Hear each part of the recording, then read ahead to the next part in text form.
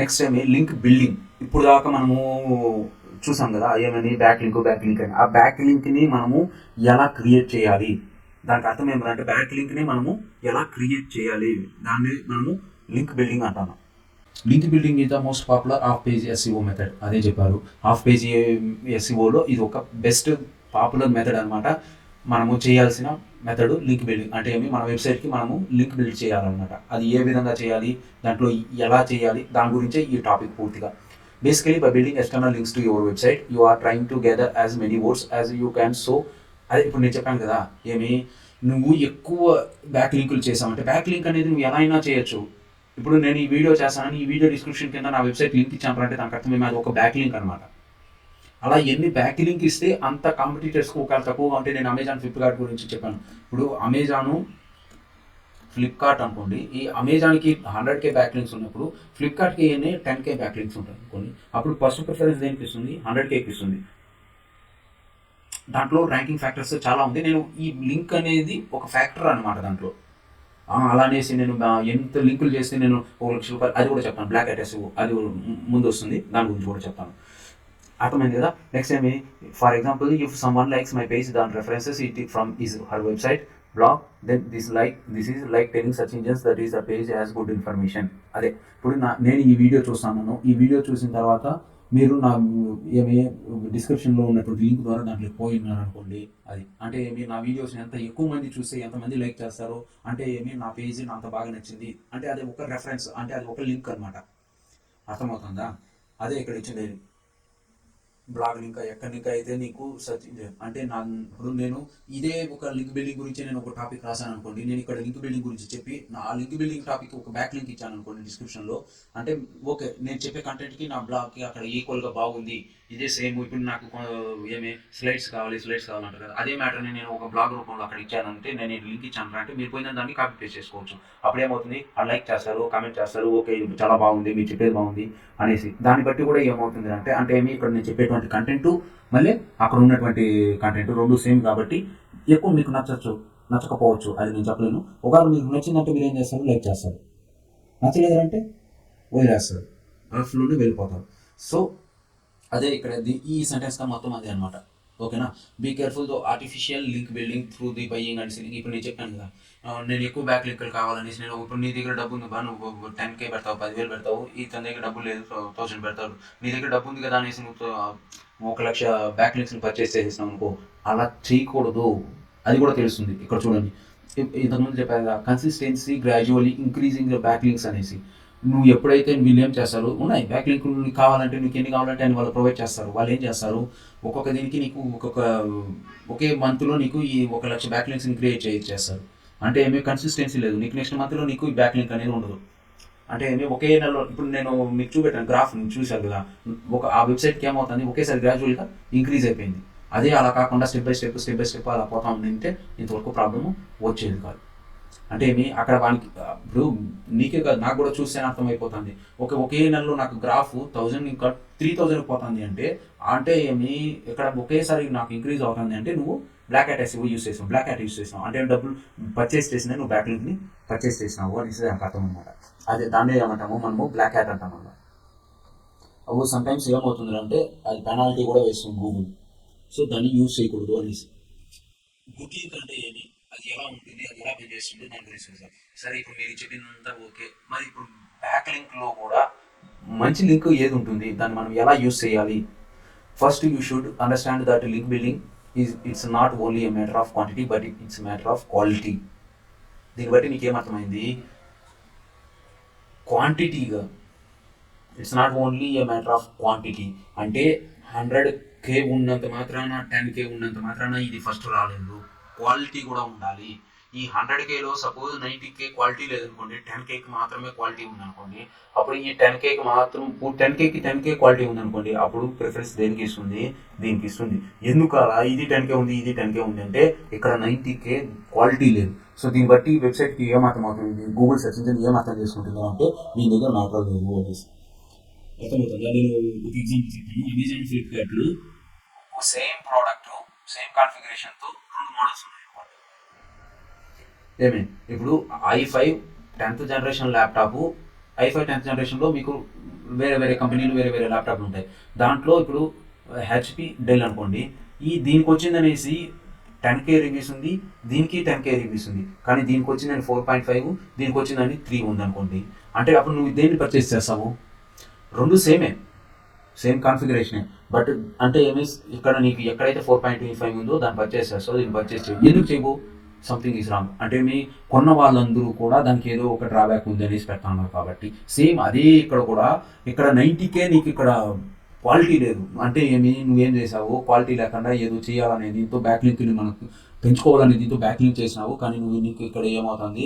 10K మాత్రమే నీకు quality ఉంది. అంటే 100Kలో 10K అంటే నీకు 10% మాత్రమే నువ్వు 10% మాత్రమే నువ్వు క్వాలిటీ యూస్ చేస్తావు, మిగతామంతా నువ్వు క్వాలిటీ యూస్ చేయలేదు. అప్పుడు ఈ 10K అనేది ఇక్కడ ఈ 10K అనేది ఏమవుతుంది అంటే ఈ 10Kని మనం ఏమంటాము?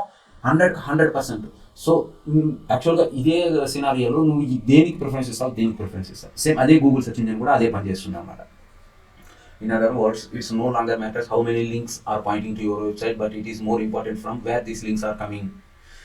ఇప్పుడు ఇది అర్థమైంది కదా. నెక్స్ట్ ఇది వచ్చిందనేసి ఎక్కడ ఇంకా లింక్స్ వస్తుంది. ఇప్పుడు first point quality. Second point ఏ వెబ్సైట్ ఇంకా అంటే సపోజ్ కొన్ని పాపులర్ వెబ్సైట్స్ ఉంటాయి, కొన్ని మిలియన్స్లో ట్రాఫిక్ వస్తుంటుంది, కొన్ని అథారిటీ ఎక్కువగా ఉంటాయి. ఇప్పుడు సపోజ్ ఈనాడు అనుకోండి, ఈనాడు వదిలేదు, యూట్యూబ్ అథారిటీ స్కోర్ ఎంత అంటే 100, దానికి ట్రాఫిక్ ఎంత ఉంది అంటే బిలియన్స్లో ట్రాఫిక్ ఉంది. ఆ యూట్యూబ్ ఇంకా నువ్వు ఒక బ్యాక్ లింక్ తీసుకుంటున్నావు అంటే అది ఇంపార్టెంటా? అలా కాకుండా వేరే వెబ్సైట్, ఇప్పుడు యూట్యూబ్కి వచ్చిందని 100 అథారిటీ స్కోరు. ఇప్పుడు ఈనాడు చెప్పాను కదా, ఈనాడుకు నేను ఇంతకుముందు వీడియోలో చూపెట్టాను, అక్కడ వచ్చిందనేసి అది 54 అథారిటీ ఇంపార్టెంటా? 100 ఇంపార్టెంటా? అర్థమవుతుందా? సో దీన్ని బట్టి మీకు ఏమర్థమవుతుంది అంటే ఈ 100 అనేది అంటే మనము బ్యాక్ లింక్ ఏ వెబ్సైట్ ఇంకా తీసుకుంటున్నామో అది కూడా మనకు ఇంపార్టెంట్. అర్థమైందా? Next good quality links are better. అదే ఇప్పుడు ఏదైతే క్వాలిటీ బాగుంటుందో అదే దాన్ని ఇక్కడ వాళ్ళు తిప్పి పెట్టాడు. నాట్ ఆల్ లింక్స్ ఆర్ బాండ్ equal to one link from a authority site is much better than many links from many low authority site. అదే చెప్పింది. ఇప్పుడు ఇక్కడ ఈ సిచ్యువేషన్లోనే ఏం చేశారు? ఇప్పుడు 2 వెబ్సైట్లకి ఒకటి వచ్చిందనేసి ఒక వెబ్సైట్ ఇంకా మీకు ఎలా చెప్పేది? ఇప్పుడు ఇది ఒక వెబ్సైట్, ఈ వెబ్సైట్ని ఇంకా ఒకడు వచ్చిందనేసి 10 లింకులు తీసుకున్నాడు, ఒకడు వచ్చిందనేసి 1 లింక్ తీసుకున్నాడు. ఈ ఈ 10 లింకులు ఈ 1 లింకు అన్నప్పుడు ఇక్కడ చూడండి, ఇక్కడ వచ్చిందని ఈ 10 లింకులు యాంకర్ టెస్ట్. ఇప్పుడు యాంకర్ టెస్ట్లో వచ్చిందని వేరే ఉంది, ఇక్కడ వాడు లింక్ చేసినటువంటి, ఇప్పుడు యాంకర్ టెస్ట్ అంటాం కదా, యాంకర్ టెస్ట్ వేరే ఉంది, ఇక్కడ లింక్ చేసినటువంటి పేజ్ వేరే ఉంది. అంటే ఈ యాంకర్ టెస్ట్కి దీనికి రిలేటెడ్గా లేదు, యాంకర్ టెక్స్ట్కి దీనికి రిలేటెడ్గా లేదు.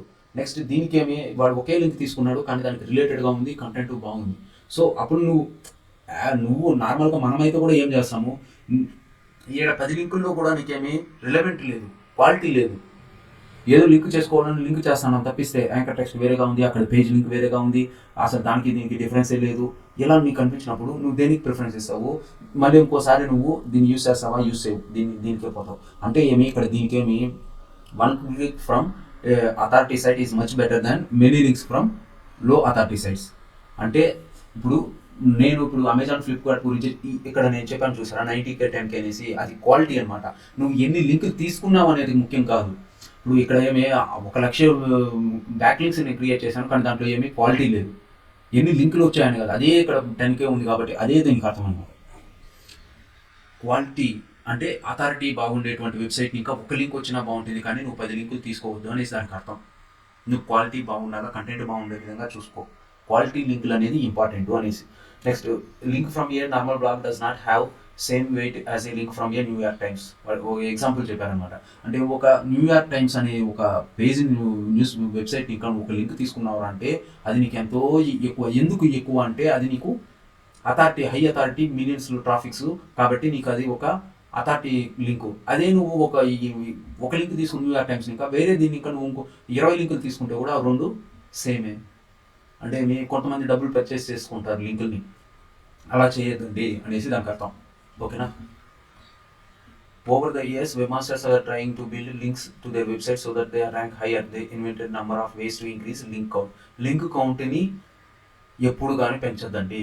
అన్నెసెసరీగా లింక్ కౌంట్ అనేది పెద్దదండి. అంటే మనం ఎలా వెబ్సైట్ని అథారిటీలో మనం ఎలా దాన్ని లింక్ అనేది బిల్డ్ చేయడమో దాని గురించి చేస్తాం. డైరెక్టరీ సబ్మిషన్ అంటే మన వెబ్సైట్ని submit your website to the top most quality directories, DMOZ, Yahoo directory, ZoomInfo, one vision, pages US, పేజెసస్, ఇవంతా డైరెక్టరీస్ మన వెబ్సైట్ని. అంటే గోవింద్ టెక్, ఇప్పుడు నేను మీకు ఒక ఎగ్జాంపుల్ చూపెట్టాను కదా, ఇప్పుడు govintek.com అనుకోండి. ఈ govintek.com అనే వెబ్సైట్ని నేను ఈ వీటిలో సబ్మిట్ చేస్తాను చూసారా, దాన్ని ఏమంటాము ఒక లింక్, క్వాలిటీ లింక్ అనేది వస్తుంది అనమాట. అర్థమైంది కదా. కొన్ని ఇప్పుడు వెబ్ డైరెక్టరీస్ ఉంటాయి. ఆ వెబ్ డైరెక్టరీలో మన వెబ్సైట్ని సబ్మిట్ చేయడం అంటే అక్కడ సబ్మిట్ చేసిన తర్వాత అక్కడ మనకు ఒక లింక్ అనేది ప్రొవైడ్ అవుతుంది మన వెబ్సైట్కి. ఇప్పుడు యాహూ డైరెక్టరీలో నా వెబ్సైట్ని సబ్మిట్ చేస్తానంటే అది ఒక లింక్ అనమాట. అలా కొన్ని వెబ్ డైరెక్టరీస్ డబ్బులు తీసుకొని చేస్తాయి, కానీ దానికి మీరు పోవద్దండి. ఎందుకంటే డబ్బులు తీసుకొని చేయడం వల్ల వాళ్ళు ఎప్పుడైనా తీసేయచ్చు. దానికి వాళ్ళ డబ్బుల కోసమే ఆ వెబ్సైట్ అథారిటీని ఫేక్ విధంగా దాన్ని వాళ్ళు పెంచుతారనమాట. అలా చేయొద్దండి అనేసి దానికి అర్థం. డైరెక్టరీ సబ్మిషన్ అర్థమైంది కదా. నెక్స్ట్ లింక్ బైటింగ్ అంటే ఏమో చూద్దాం. Link biting is practice of copying content that is designed to get other content producers to link it. Suppose you have copied published another website news or content in your blog website. Don't forget to place the website links as a reference. Do it for others, and if your content is trustworthy, let others do it for you. This is another way to increase your link popularly. Link baiting is a process of crafting content that is designed to get other content producers to link it. చూడండి, ఇప్పుడు నేను news website తీసుకుంటాను. ఎందుకంటే ఒక న్యూస్ని ఇంకో news copy చేస్తుంది. మన తెలుగులోనే చాలా న్యూస్ ఉన్నాయి. ఎవరో ఒకరు అవుతారు, వాళ్ళ దగ్గర ఇంకా వీళ్ళు కాపీ చేస్తారు. దాంట్లో లోగోలు అవంతా తీసేసి ఇది అంటారు కదా, దాన్ని లింక్ బైటింగ్ అంటారు. కానీ దాన్ని ఏమంటారు. నెక్స్ట్ ఇంకోటి, అదే విధంగానే నువ్వు ఈ 1 or 2 ఈ ఒక వెబ్సైట్లో ఇంకా లింక్ కంటెంట్ని నువ్వు కాపీ చేసిందనేసి నువ్వు ఇక్కడ రెఫరెన్స్ ఇస్తావు అనమాట. రెఫరెన్స్ లేని టెక్స్ట్ కాపీడ్ ఫ్రమ్ 1 వెబ్సైట్ అనేసి అంటే ఇది రెఫరెన్స్ ఇస్తాను. నువ్వు కాపీ చేసిన న్యూస్కి నేను ఈ వెబ్సైట్ ఇంకా తీసుకున్నాను అంటే నీకు అప్పుడు నీకేమవుతుంది, నువ్వు ఈ వెబ్సైట్ లింక్ని ఇక్కడ ఇస్తావు. అంటే దీనికి అర్థం ఏమిటంటే నేను ఏం చెప్పదలుచుకున్నాను అంటే, నీ కంటెంట్ బాగుంది, నీకు ఎక్కువ రీడర్స్ వస్తున్నారు, నీకు బాగా ఎక్కువ ఇదవుతుంది అనుకున్నప్పుడు నీ కంటెంట్ కానీ బాగుంటే ఆటోమేటిక్గా నీకు ఏమవుతుంది అంటే బ్యాక్ లింక్స్ అనేది క్రియేట్ అవుతాయి. అర్థమవుతుందా. నీకు ఎప్పుడైతే నీ కంటెంట్ బాగుంటుందో అప్పుడు ఆటోమేటిక్గా బ్యాక్ లింక్స్ అనేది ఏమవుతుంది, క్రియేట్ అవుతుంది. అదే ఇక్కడ ఇచ్చే trust worth let others do it for you అంటే నీ కంటెంట్ బాగుంటే ఆటోమేటిక్గా నీకేమవుతుంది. ఇప్పుడు ఇక్కడ నేను ఇచ్చాను కదా రెఫరెన్స్లో, అప్పుడు నేనేం చేస్తాను, ఈ వెబ్సైట్ లింక్ ఇస్తాను అనమాట.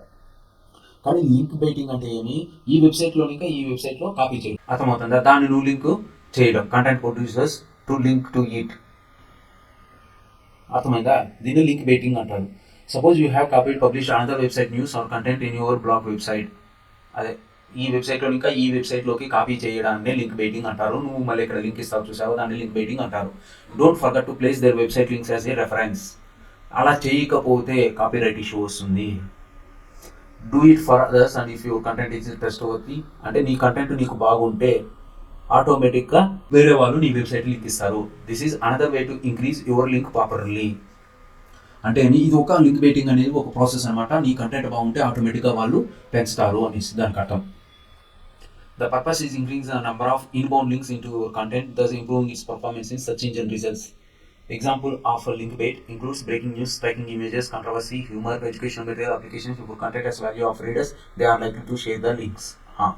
అదే ఇక్కడ ఇచ్చారు. The purpose of increasing number of inbound links, the content improving performance search engine అంటే ఎంతమంది నీకు రెఫరెన్స్ ఇస్తారో. ఇప్పుడు సపోజ్ ఏదైనా ఒక బ్రేకింగ్ న్యూస్ అనుకోండి, బ్రేకింగ్ న్యూస్లో ఎవరో ఒక్కరే ఫస్ట్ కంటెంట్ని క్రియేట్ చేస్తారు. ఆ తర్వాత ఏం చేస్తారు, వాళ్ళు రెఫరెన్స్ ఇచ్చిందని ఏం చేస్తారు, ప్రతి రెఫరెన్స్ ఇచ్చిందని ఎవరో న్యూస్ ఆర్టికల్స్ కానీ చూడండి రెఫరెన్స్ ఇస్తారనమాట. ఇక్కడ రెఫరెన్స్ అనేసి కింద వాళ్ళ వెబ్సైట్ ఇచ్చిందనేసి ఇక్కడ govintek.com అంటారు. అంటే ఈ govintek.com అనే వెబ్సైట్ని ఇంకా దాన్ని ఏం చేస్తున్నారు, కాపీ చేస్తున్నారు అనేసి. అంటే govintek.com అనేది ఒక బ్రేకింగ్ న్యూస్ని క్రియేట్ చేసింది.